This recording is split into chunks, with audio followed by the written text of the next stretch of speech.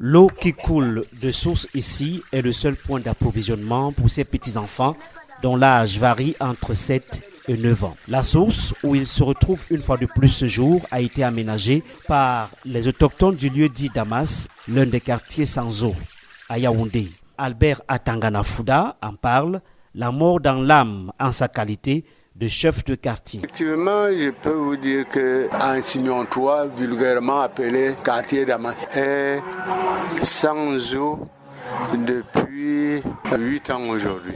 Il y avait l'eau qui coulait avant et la SNEC a dit qu'il y a pénurie d'eau.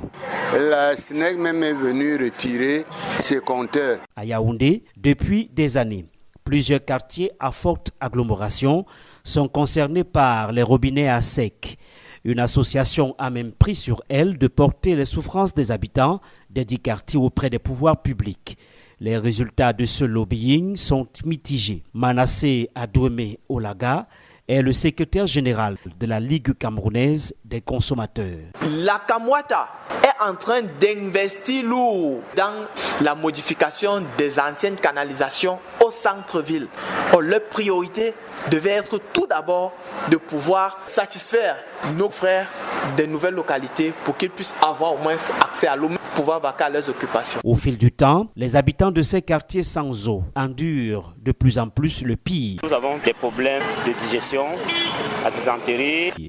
À Damas, nous vivons comme si nous étions hors du Cameroun. Le fait qu'il faille chaque matin se lever très tôt et pouvoir aller s'aligner à 3 km où 50 personnes sont devant vous, vous devez attendre avoir 5 litres d'eau, ce qui n'est pas facile. Visiblement, la peine est difficile pour tout le monde. Un homme d'affaires camerounais de quartier Siméon nous ouvre les portes de son duplex. Derrière le luxe se cache un malaise. Je puisais l'eau à mon bureau, ma femme puisait l'eau à son bureau. Il y a des gens avec des camions citernes qui vendent de l'eau. Les fûts que vous voyez là, 1000 litres comme ça fait 5000.